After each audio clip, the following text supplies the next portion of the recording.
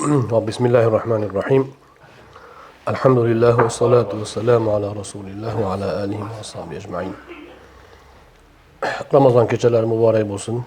Alloh subhanahu va taolo bugungi xatmonlarni o'z husni qabul aylasin.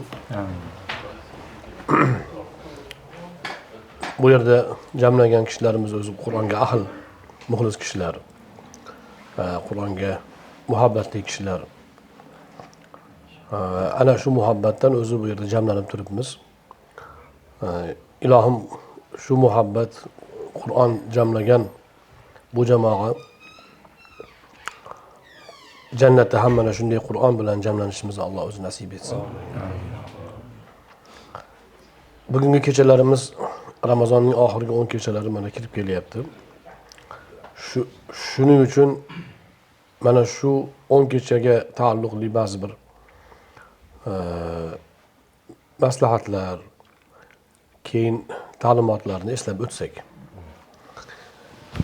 Alloh subhanahu va taolo Qur'oni Karimda va layalin ashr 10 kechaga qasam deb qasam ichgan.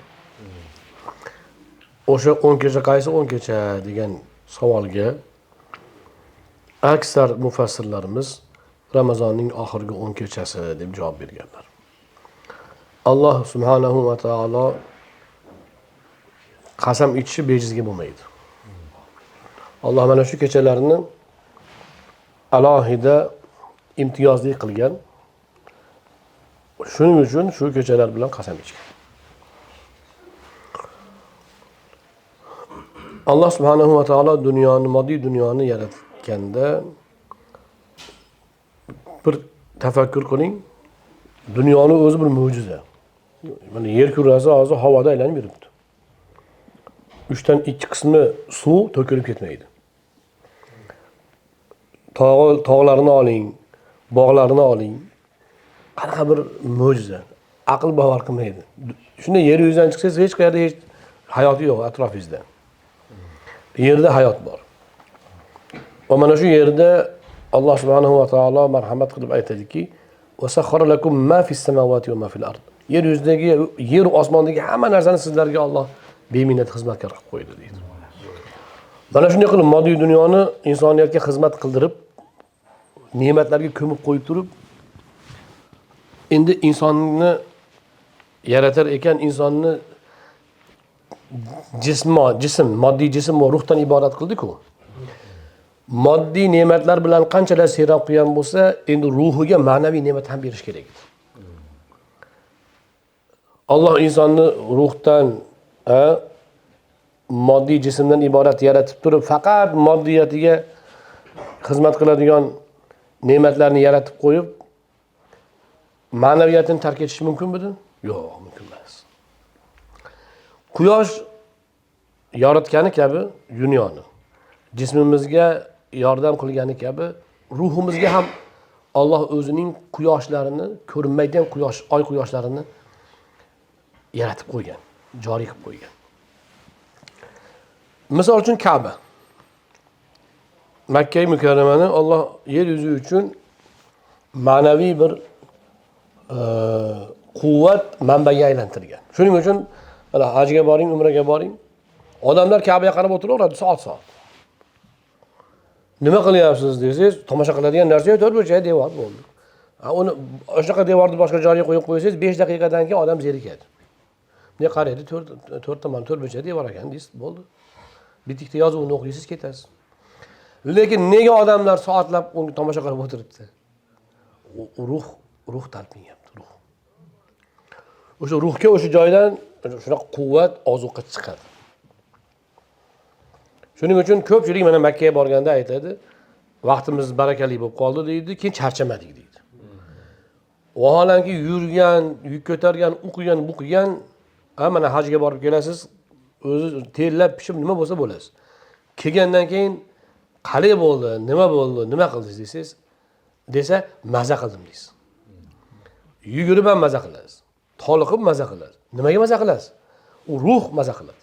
Tana emas. Tana charchaydi, boshqa bo'ladi. Kerak bo'lsa tanaga ham quvvat bo'lib ketadi, haligi ruhdagi quvvat.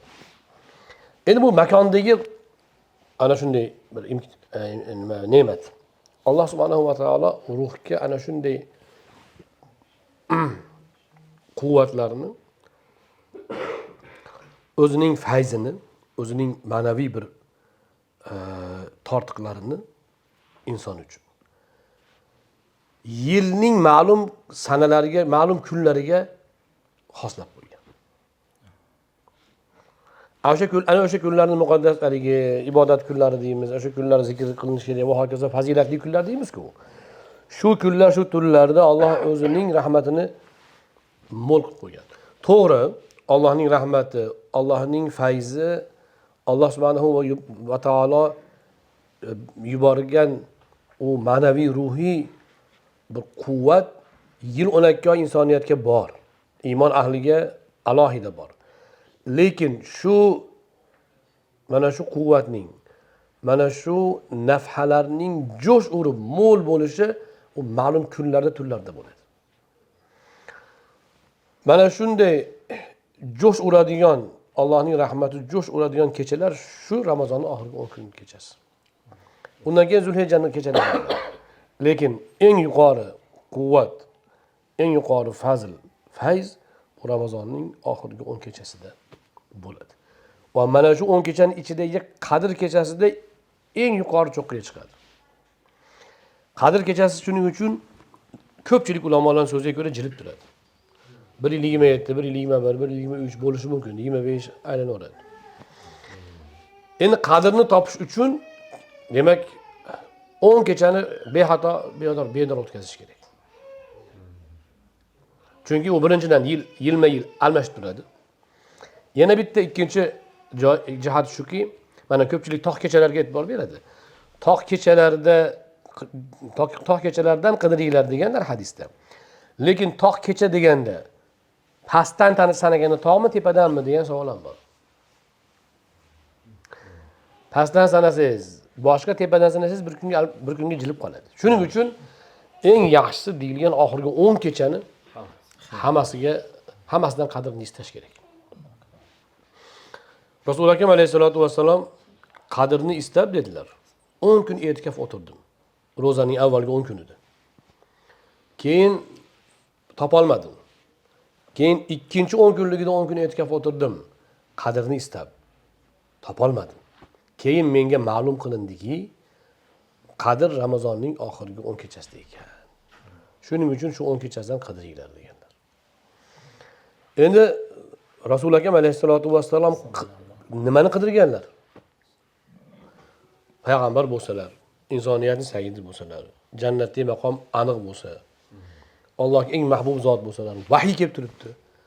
10 Qadr kechasini qidirish uchun nima uchun Qadr kechasini qidirganlar? U o'ta buyukligidan u. Mana shu kechaning fazilati o'ta yuksakligidan Payg'ambar alayhisolatu vassalom o'zlari qidirganlar. Bo'lmasam hamma yo'l muyassar. Yana Allohning hikmatini qarangki, payg'ambardan ham yashirgan ekan. Hamma yo'lda vahiy qilib o'rgatyapti, aytyapti, jannat va do'zax, qiyomat qolmayapti, hammasini aytib beryapti. Ammo qadrini yashiryapti. Rasul akram alayhisolatu vassalom intilo o'rganlaridan keyin Alloh ma'lum qildi. Payg'ambarni noumid qo'ymaslik uchun Alloh ma'lum qildi Qadr kechasi haqida. U kishiga xabar berdi. Mana bu kecha Qadr kecha deb. Lekin Alloh yana unutilishni iroda qildi. Rasul akram alayhissalom shunday tashqariga chiqdilar, ikkita odam janjallashgan ekan, shu bilan esdan chiqdi qoldi. Yana aytdilarki, menga bildirildi, ikkita odam janjallashganidan shu Qadr kechasi unuttirildi, balki shunday yaxshilik bordir dedilar. Ya'ni sizlar uni istab, uni atrofidagi kechalarda ham ibodat qilib savob olasizlar. Ularda ham fayz bor, barakot bor. Shuning uchun mana shu 10 kechada Rasul akram alayhisolatu vassalomning sunnatlari va sahobalarning sunnati shuki, shu oxirgi 10 kechada deyarli dunyodan uzilishgan.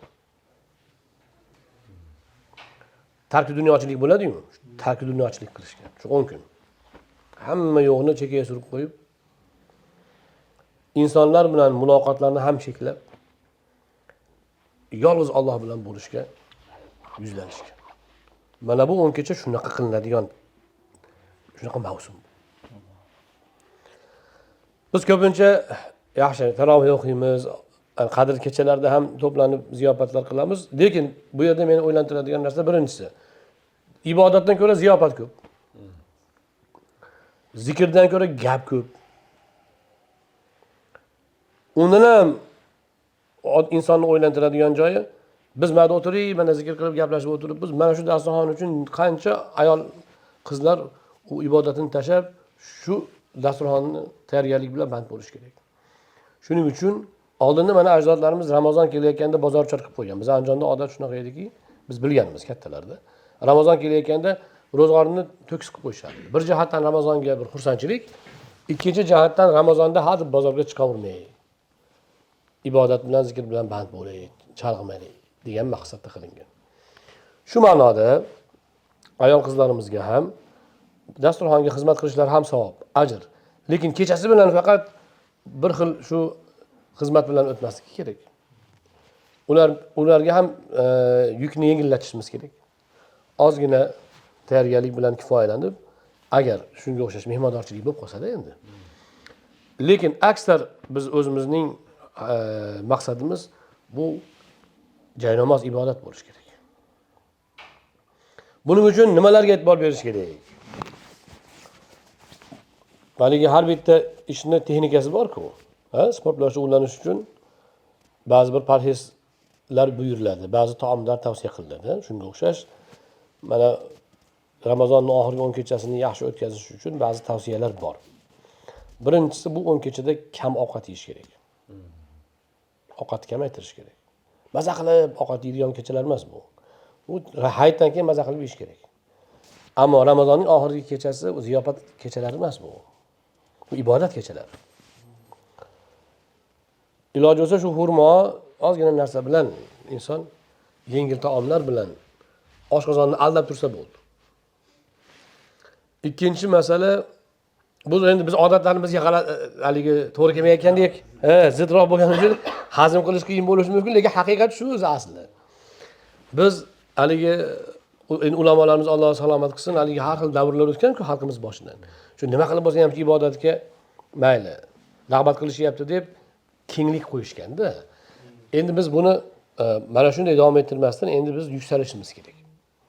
U qanday bo'ladi? Bu to'planishlarimiz hammasida xayr baraka bor.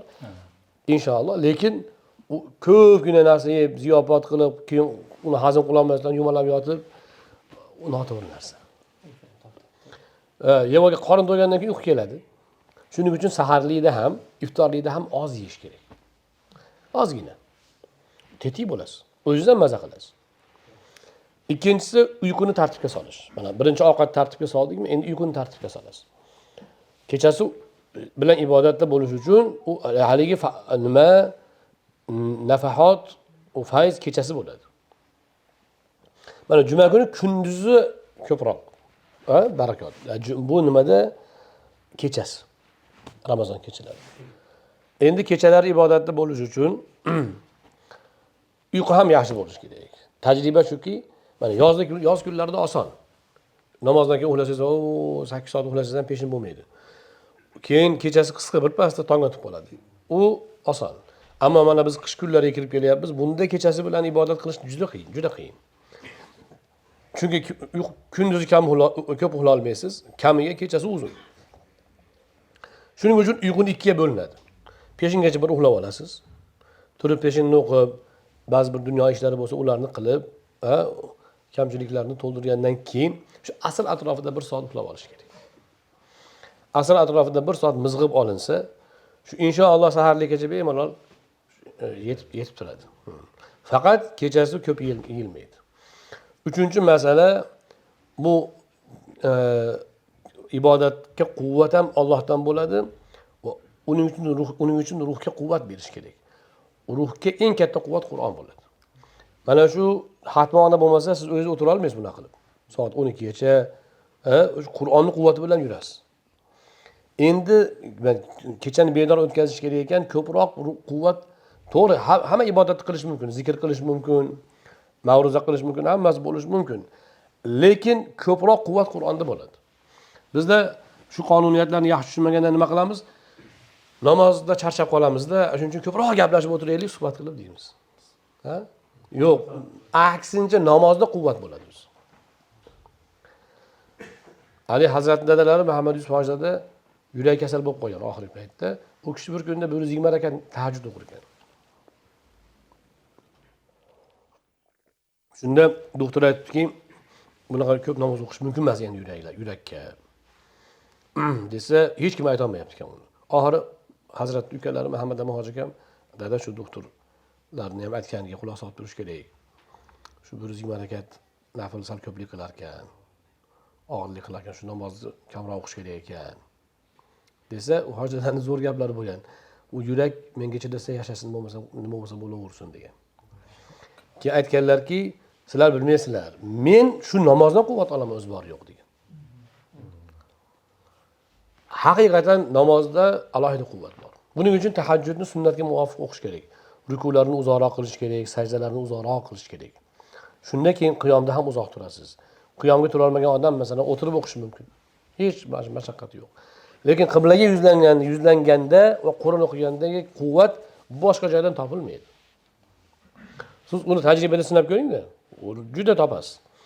Yaqinda yosh bir ikkita yigitlar xatmonlarda bir marta, ikki marta kelib yurib aytadiki, oldin siz shu biz hajga borsak, umraga borsak, uyqimiz kamayib, tetik bo'lib qolamiz. Nimaga bu yerda bunaqa bo'lmaymiz desak, bu yerda ham tavsiyalar bo'ladi deyordingiz, biz ishlatmadik.